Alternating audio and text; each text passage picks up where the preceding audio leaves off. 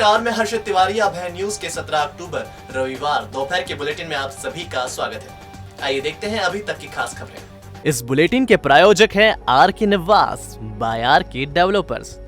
शानदार घर खरीदें अब अपने बजट में। बड़नगर के विधायक मुरली मोरवाल के पुत्र करण की गिरफ्तारी के लिए इंदौर पुलिस ने पूरे शहर में पोस्टर चस्पा कर दिए हैं।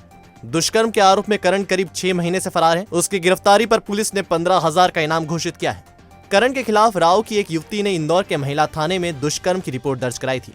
युवती के साथ इंदौर की होटल में करण ने कई मर्तबा बलात्कार किया था। उसने युवती को शादी करने का झांसा दिया था।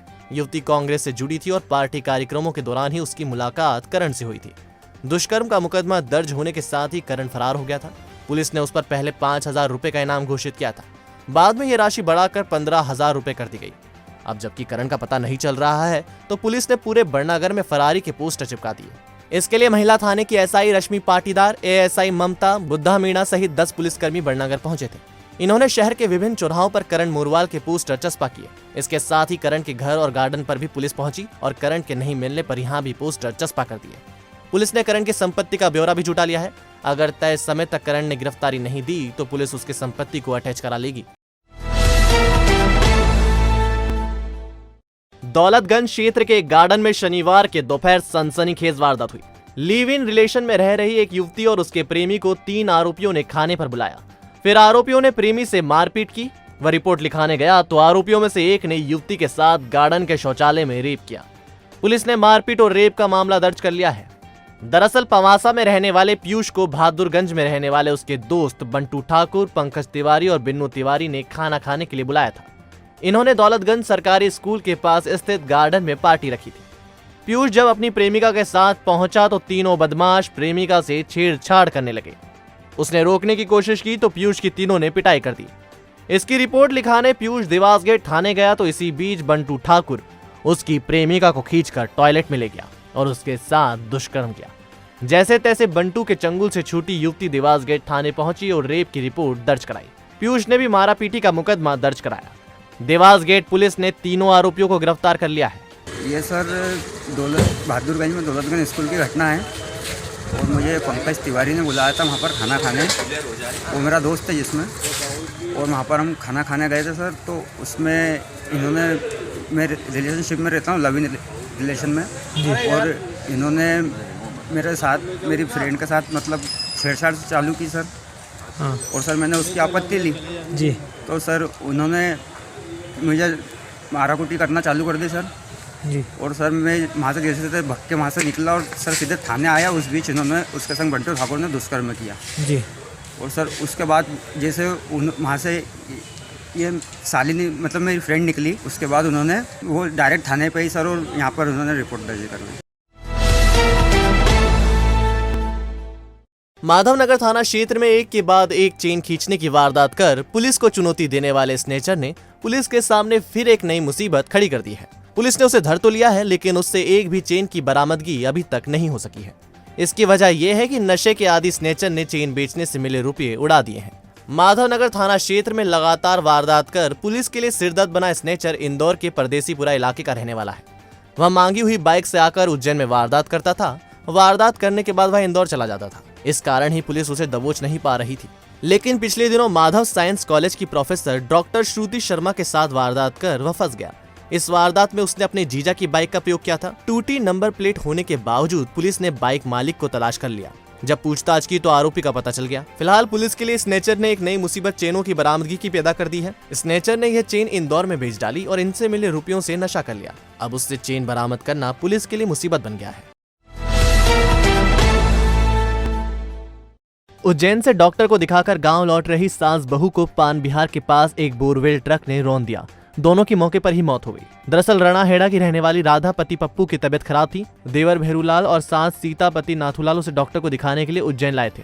यहाँ डॉक्टर को दिखाकर तीनों बाइक से रणाहेड़ा लौट रहे थे। मौसम खराब था और बारिश हो रही थी। पान बिहार के पास अचानक सामने से बोरवेल ट्रक आ गया। इससे बचने के लिए भेरूलाल ने हैंडल घुमाया तो बाइक असंतुलित होकर गिर पड़ी। राधा और सीता सड़क पर गिर गई और भेरूलाल सड़क के नीचे। दोनों ट्रक की चपेट में आ गई। सिर से टायर गुजरने पर दोनों की मौके पर ही मौत हो गई। शव पीएम के लिए उज्जैन भेजे गए। रविवार सुबह पीएम के बाद शव परिजनों को सौंप दिए गए।